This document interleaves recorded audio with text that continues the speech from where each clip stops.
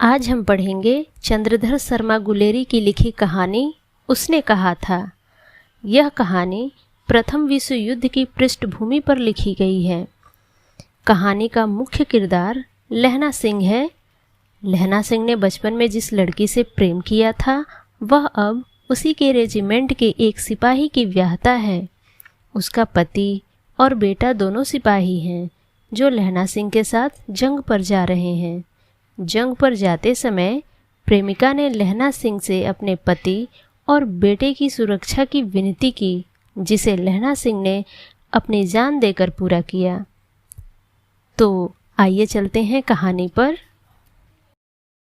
उसने कहा था, बड़े बड़े शहरों के इक्के गाड़ी वालों की जबान के कोड़ों से जिनकी पीठ छिल गई है और कान पक गए हैं, उनसे हमारी प्रार्थना है कि अमृतसर के बम्बू काट वालों की बोली का मरहम लगाएं। जबकि बड़े शहरों की चौड़ी सड़कों पर घोड़ी की पीठ को चाबुक से धुनते हुए इक्के वाले कभी घोड़े की नानी से अपना निकट यौन संबंध स्थिर करते हैं तो कभी उसके गुप्त गुह्य अंगों से डॉक्टर को लजाने वाला परिचय दिखाते हैं। कभी राह चलते पैदल की आंखों के न होने पर तरस खाते हैं, कभी उनके पैरों की उंगलियों की चीथ कर अपने ही को सताया हुआ बताते हैं और संसार भर की ग्लानि और क्षोभ के अवतार बने नाक की सीध चले जाते हैं। तब अमृतसर में उनकी बिरादरी वाले तंग चक्करदार गलियों में हर एक लड्ढी वाले के लिए ठहर कर सब्र का समुद्र उमड़ा कर, बचो खालसा जी, हटो भाई जी, ठहरना भाई, आने दो लाला जी, हटो बाछा, कहते हुए सफ़ेद फेटों, खच्चरों, बत्तकों, गन्ने और खोमचे और भारे वालों के जंगल से राह खेते हैं। क्या मजाल है कि जी और साहब बिना सुने किसी को हटना पड़े।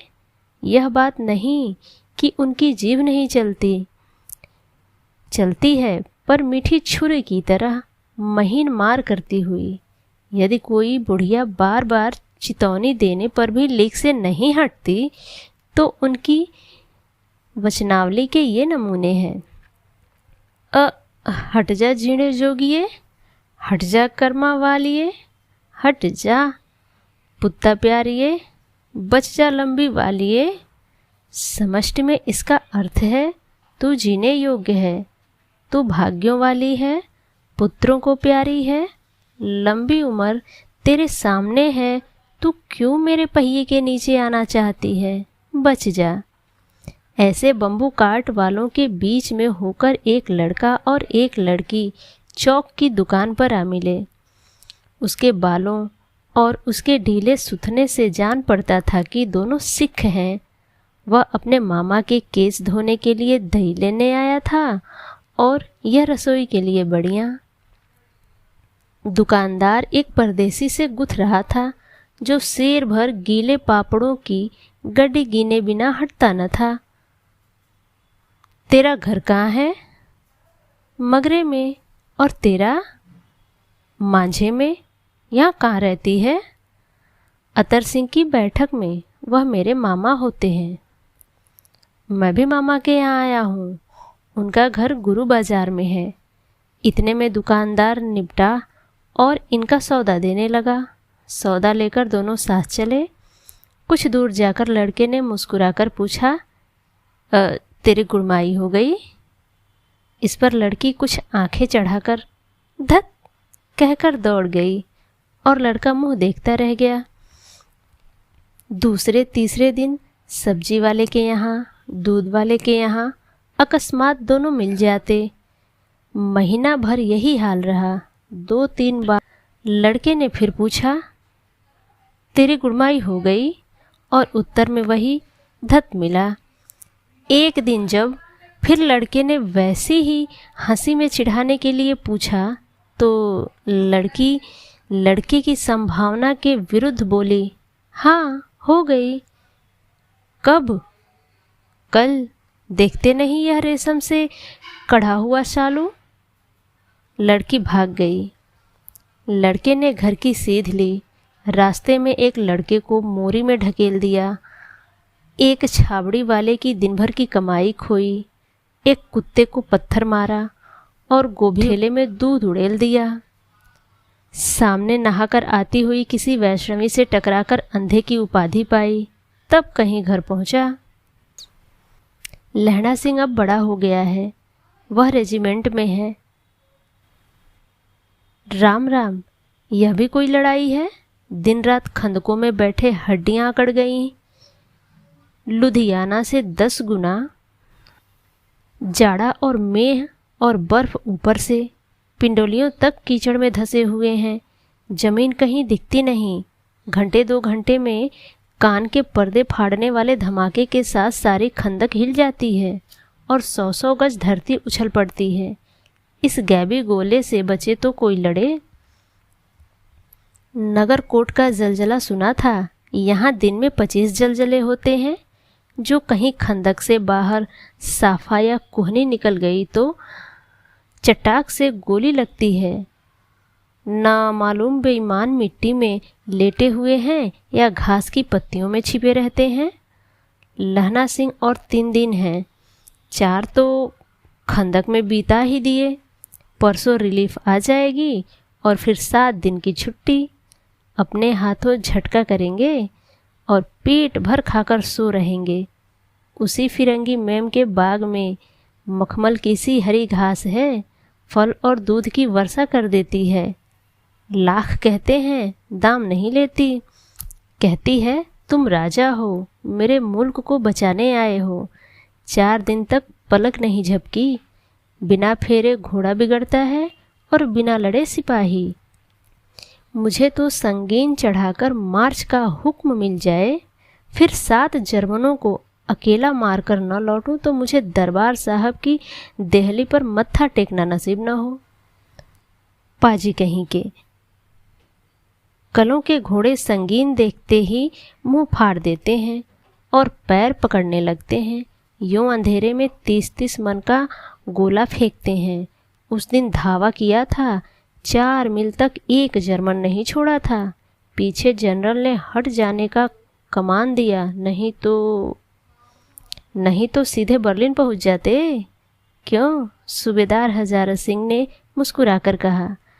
लड़ाई के मामले जमादार या नायक के चलाए नहीं चलते। बड़े अफसर दूर की सोचते हैं। 300 मील का सामना है। एक तरफ बढ़ गए तो क्या होगा? सूबेदार जी, सच है, लहना सिंह बोला, पर करें क्या? हड्डियों में तो जाड़ा धंस गया है। सूर्य निकलता नहीं और खाई में दोनों तरफ से चंबे की बावलियों के से सोते झर रहे हैं। एक धावा हो जाए तो गर्मी आ जाए। उद्यमी, उठ, सिगड़ी में कोले डाल। वजीरा, तुम 4 जने बाल्टियां लेकर खाई का पानी बाहर फेंको। महासिंह, शाम हो गई है, खाई के दरवाजे का पहरा बदले। यह कहते हुए सूबेदार सारी खंदक में चक्कर लगाने लगे।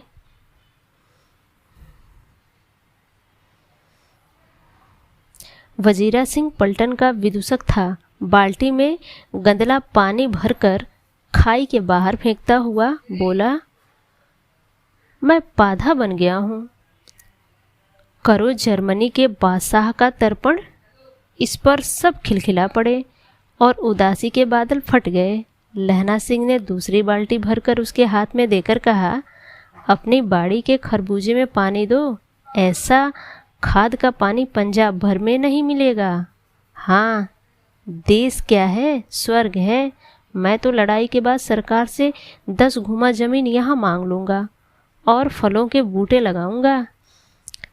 लाड़ी होरा को भी यहाँ बुला लेंगे, या वहीं दूध पिलवाने वाली फिरंगी मैम। चुप कर, यहाँ वालों को शर्म नहीं। देश देश की चाल है।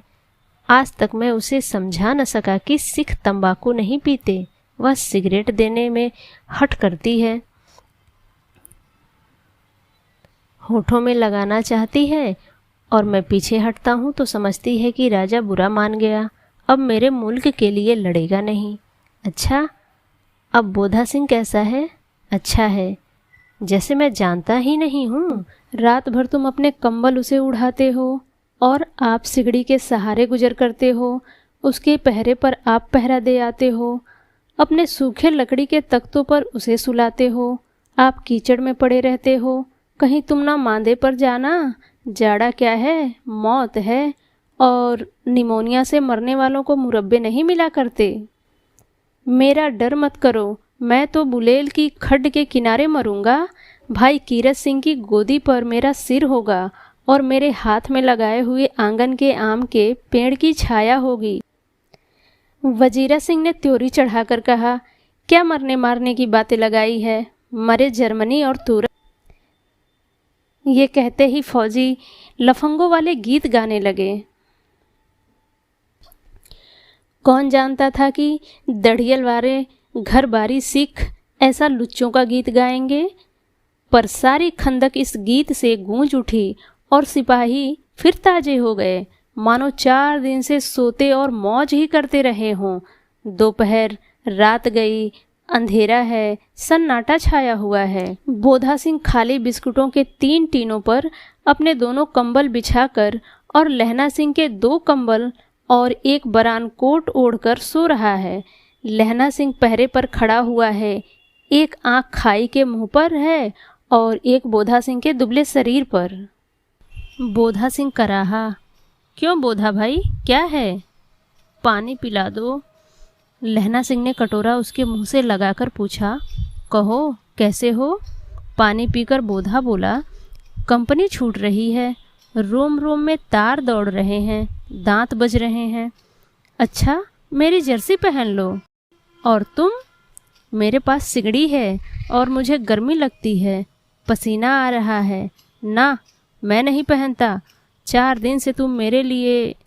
हाँ, याद आई, मेरे पास दूसरी गरम जर्सी है, आज सवेरे ही आई है, विलायत से बुन बुन कर भेज रही हैं मैं।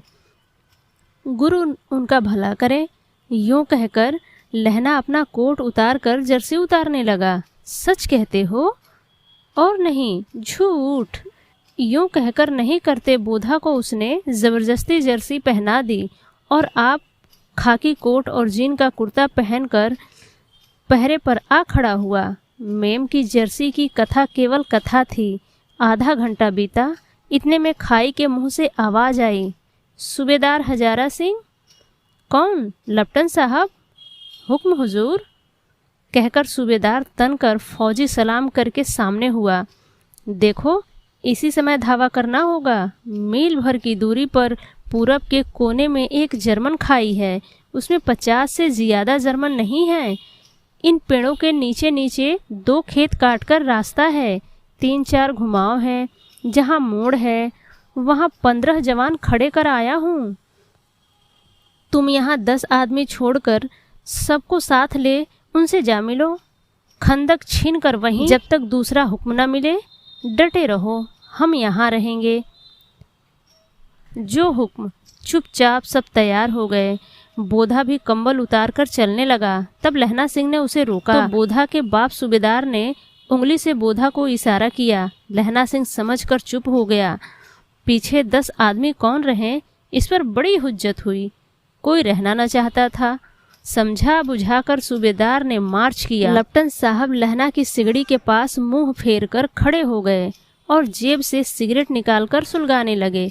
10 मिनट बाद उन्होंने लहना की ओर हाथ बढ़ाकर कहा, लो तुम भी पियो। आंख मारते मारते लहना सिंह सब समझ गया। मुंह का भाव छिपाकर बोला, लाओ साहब। हाथ आगे करते ही उसने सिगड़ी के उजाले में साहब का मुंह देखा, बाल देखे, तब उसका माथा ठनका। लप्टन साहब के पट्टियों वाले बाल एक दिन में ही कहाँ उड़ गए और उनकी जगह कैदियों से कटे बाल कहाँ से आ गए।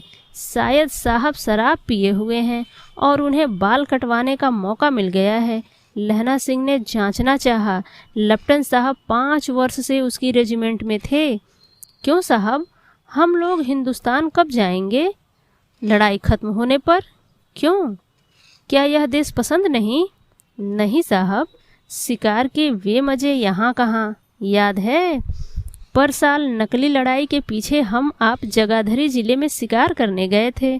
हाँ हाँ, वहीं जब आप खोते पर सवार थे और आपका खानसामा अब्दुल्ला रास्ते के एक मंदिर में जल चढ़ाने को हो गया।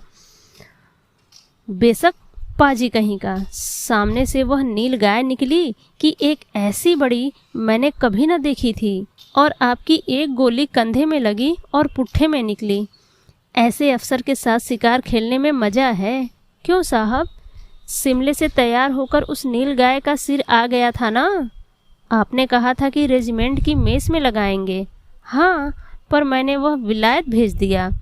ऐसे बड़े बड़े सींग 2-2 फुट के तो होंगे। हाँ लहना सिंह, 2 फुट 4 इंच के थे। तुमने सिगरेट नहीं पिया? पीता हूँ साहब, दिया सलाई ले आता हूँ, कहकर लहना सिंह खंदक में घुसा। अब उसे संदेह नहीं रहा। उसने झटपट निश्चय कर लिया कि क्या करना चाहिए। अंधेरे में किसी सोने वाले से वह टकराया। कौन? वजीरा सिंह। हाँ, क्यों लहना, क्या कयामत आ गई? ज़रा तो आंख लगने दी होती। होश में आओ, कयामत आई है और लप्टन साहब की वर्दी पहनकर आई है। क्या? लप्टन साहब या तो मारे गए हैं या कैद हो गए हैं।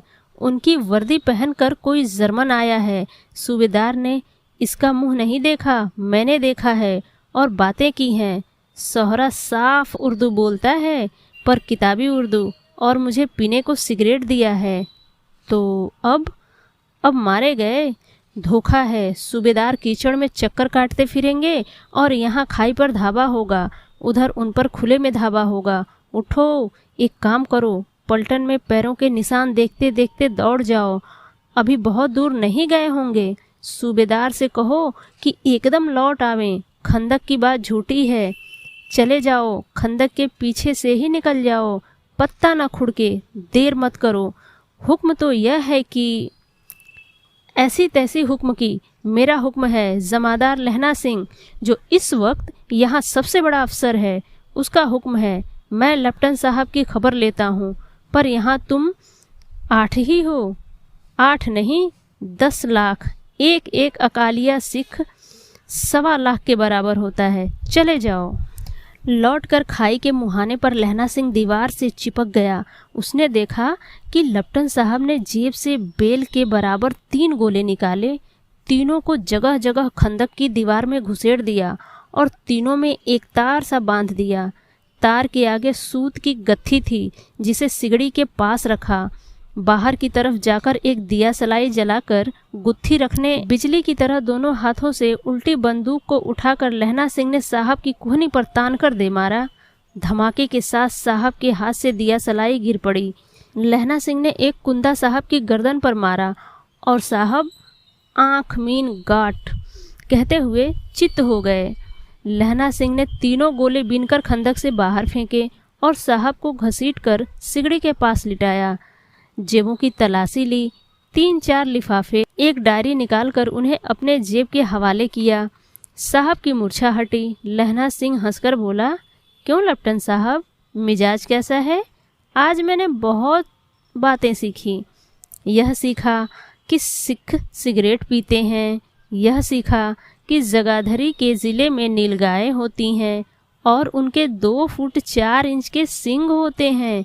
यह सीखा कि मुसलमान खानसामा मूर्तियों पर जल चढ़ाते हैं और लेफ्टिनेंट साहब खोते पर चढ़ते हैं।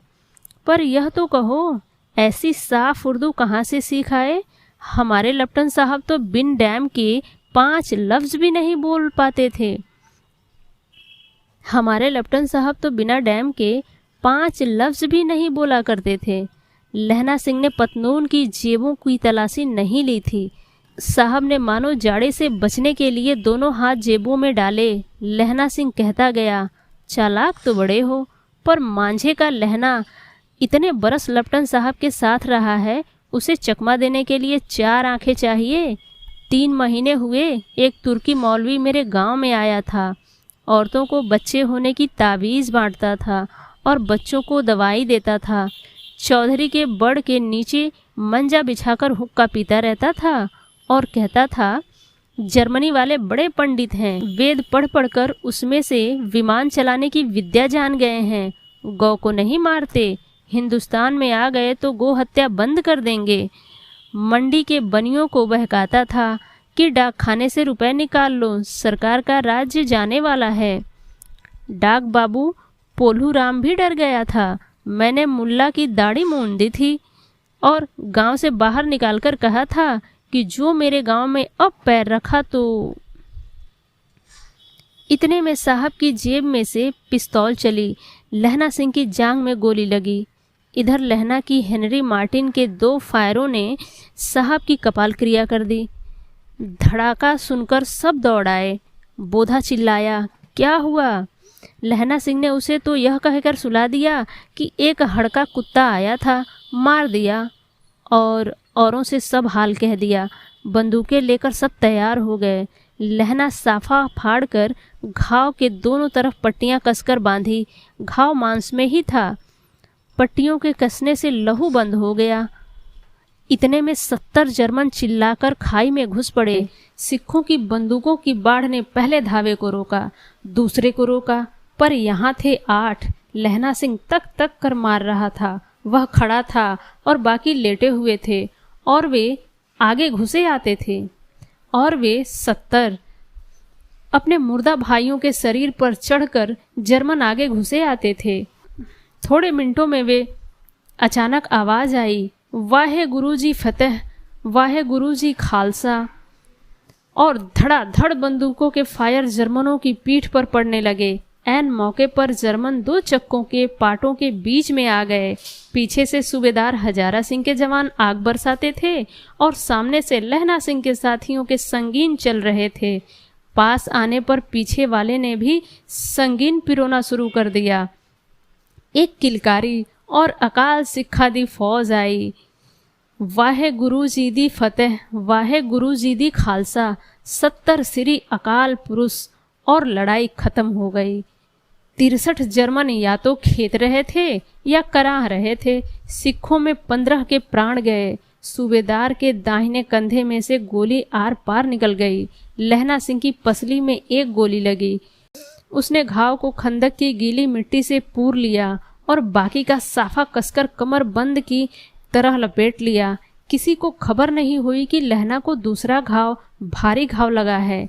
लड़ाई के समय चांद निकल आया था, ऐसा चांद जिसके प्रकाश से संस्कृत कवियों का दिया हुआ 6 नाम सार्थक होता है। और हवा ऐसी चल रही थी जैसे कि बाण भट्ट की भाषा में दंत वीणो पदेशाचार्य कहलाती। वजीरा सिंह कह रहा था कि कैसे मन भर फ्रांस की भूमि मेरे बूटों से चिपक रही थी जब मैं दौड़ा दौड़ा सूबेदार के पीछे गया था। सूबेदार लहना सिंह से सारा हाल सुन और कागजात पाकर उसकी तुरंत बुद्धि को सराह रहे थे और कह रहे थे कि तू न होता तो आज सब मारे जाते। इस लड़ाई की आवाज़ 3 मील दाहिने ओर की खाई वालों ने सुन ली थी। उन्होंने पीछे टेलीफोन कर दिया था। वहां से झटपट 2 डॉक्टर और 2 बीमार धोने वाली गाड़ियां चली, जो कोई 1.5 घंटे के अंदर अंदर आ पहुंची। फील्ड अस्पताल नज़दीक था। सुबह होते होते वहां पहुंच जाएंगे। इसलिए मामूली पट्टी बांधकर एक गाड़ी में घायल लिटाए गए और दूसरी में लाशें रखी गईं। सूबेदार ने लहना सिंह की जांघ में पट्टी बंधवानी चाहिए। बोधा सिंह ज्वर से बर्रा रहा था, पर उसने यह कहकर टाल दिया कि थोड़ा घाव है, सवेरे देखा जाएगा। वह गाड़ी में लिटाया गया। लहना को छोड़कर सूबेदार जाते नहीं थे। यह देख लहना ने कहा, तुम्हें बोधा की कसम है और सूबेदारिणी जी की सौगंध है। तुम्हें बोधा की कसम है और सूबेदारिणी जी की सौगंध है, तो इस गाड़ी में न चले जाओ। और तुम मेरे लिए वहां पहुंचकर गाड़ी भेज देना, और जर्मन मुर्दों के लिए भी तो गाड़ियां आती होंगी। मेरा हाल बुरा नहीं है, देखते नहीं मैं खड़ा हूँ। वजीरा सिंह मेरे पास है ही। अच्छा, पर बोधा गाड़ी पर लेट गया। भला आप भी चढ़ाओ। सुनिए तो, सूबेदारिणी होरा को चिट्ठी लिखो तो मेरा मत्था टेकना लिख देना, और जब घर जाओ तो कह देना कि मुझसे जो उन्होंने कहा था वह मैंने कर दिया। गाड़ियां चल पड़ी थीं। सूबेदार ने चढ़ते चढ़ते लहना का हाथ पकड़कर कहा, तूने मेरे और बोधा के प्राण बचाए हैं। लिखना कैसा? साथ ही घर चलेंगे। अपनी सूबेदारनी से तू ही कह देना उसने क्या कहा था। अब आप गाड़ी पर चढ़ जाओ। मैंने जो कहा वह लिख देना और कह भी देना। गाड़ी के जाते ही लहना लेट गया। वजीरा, पानी पिला दे और मेरा कमरबंद खोल दे, तर हो रहा है। मृत्यु के कुछ समय पहले स्मृति बहुत साफ हो जाती है। जन्म भर की घटनाएं एक एक करके सामने आती हैं। सारे दृश्यों के रंग साफ होते हैं। समय की धुंध बिल्कुल उन पर से हट जाती है। लहना सिंह 12 वर्ष का है। अमृतसर में मामा के यहाँ आया हुआ है। दही वाले के यहाँ, सब्जी वाले के यहाँ, हर कहीं उसे 8 साल की लड़की मिल जाती है। जब वह पूछता है कि तेरी कुड़माई हो गई, वह धत कहकर भाग जाती है। एक दिन उसने वैसे ही पूछा तो उसने कहा, हाँ कल हो गई। देखते नहीं ये रेशम वाला फूलों का सालू। यह सुनते ही लहना सिंह को दुख हुआ, क्रोध हुआ। क्यों हुआ? वजीरा सिंह, पानी पिला दे। 25 वर्ष बीत गए। अब लहना सिंह नंबर 77 राइफल्स में जमादार हो गया है। उस 8 वर्ष की कन्या का ध्यान ही नहीं रहा। न मालूम वह कभी मिली थी या नहीं। 7 दिन की छुट्टी लेकर जमीन के मुकदमे की पैरवी करने वह घर गया। वहाँ रेजिमेंट के अफसर की चिट्ठी मिली, फौरन चले आओ। साथ ही सूबेदार हजारा सिंह की चिट्ठी मिली कि मैं और बोधा सिंह भी लाम पर जाते हैं। लौटते हुए हमारे घर होते आना, साथ चलेंगे। सूबेदार का घर रास्ते में पड़ता था और सूबेदार उसे बहुत चाहता था। लहना सिंह सूबेदार के यहाँ पहुँचा। जब चलने लगे तब सूबेदार बेड़े में से निकलकर आया और बोला, लहना सिंह, सूबेदारनी तुमको जानती है, बुलाती है, जा मिल आ। लहना सिंह भीतर पहुँचा। सूबेदारनी मुझे जानती हैं? कब से? रेजिमेंट के क्वार्टरों में तो कभी सूबेदार के घर के लोग रहे नहीं। दरवाजे पर जाकर मत्था टेकना कहा। असीस सुनी। लहना सिंह चुप। मुझे पहचाना? नहीं। तेरी कुड़माई हो गई? धत, कल हो गई। देखते नहीं रेशमी बूटों वाला शालू अमृतसर में। भावों की टकराहट से मूर्छा खुली, करवट बदली, पसली का घाव बह निकला। वजीरा सिंह, पानी पिला। उसने कहा था। स्वप्न चल रहा है। सूबेदारनी कह रही है, मैंने तेरे को आते ही पहचान लिया। एक काम कहती हूँ, मेरे तो भाग फूट गए। सरकार ने बहादुरी का खिताब दिया है। लायलपुर में जमीन दी है। आज नमक हलाली का मौका आया है, पर सरकार ने हम तीमियों की एक घघरिया पलटन क्यों नहीं बना दी, जो मैं भी सूबेदार जी के साथ चल जाती। एक बेटा है, फौज में भर्ती हुए उसे 1 ही वर्ष हुआ। उसके पीछे 4 और हुए, पर एक भी नहीं जिया। सूबेदारनी रोने लगी। अब दोनों जाते हैं। मेरे भाग। तुम्हें याद है, एक दिन तांगे वाले का घोड़ा दही वाले के दुकान के पास बिगड़ गया था। तुमने उस दिन मेरे प्राण बचाए थे। आप घोड़ों की लातों पर चले गए थे और मुझे उठाकर दुकान के तख्त के पास खड़ा कर दिया था। ऐसे ही इन दोनों को बचाना, यह मेरी भिक्षा है। तुम्हारे आगे मैं आंचल पसारती हूँ। रोती रोती सूबेदारनी ओबरी में चली गई। लहना सिंह भी आंसू पोंछता हुआ बाहर आया। वजीरा सिंह, पानी पिला। उसने कहा था। लहना का सिर अपनी गोद में रखे वजीरा सिंह बैठा है। जब मांगता है तब पानी पिला देता है। आधे घंटे तक लहना फिर चुप रहा। फिर बोला, कौन? कीरत सिंह। वजीरा ने कुछ समझकर कहा, हाँ। भैया, मुझे और ऊंचा ले ले, अपने पट्टे पर मेरा सिर रख ले। वजीरा ने वैसा ही किया। हाँ, अब ठीक है, पानी पिला दे। बस अब के हाड़ में यह आम खूब फलेगा। चाचा भतीजा दोनों यहीं बैठकर आम खाना। जितना बड़ा तेरा भतीजा है, उतना ही बड़ा यह आम। जिस महीने उसका जन्म हुआ था उसी महीने मैंने इसे लगाया था। वजीरा सिंह के आंसू टप टप निकल रहे थे।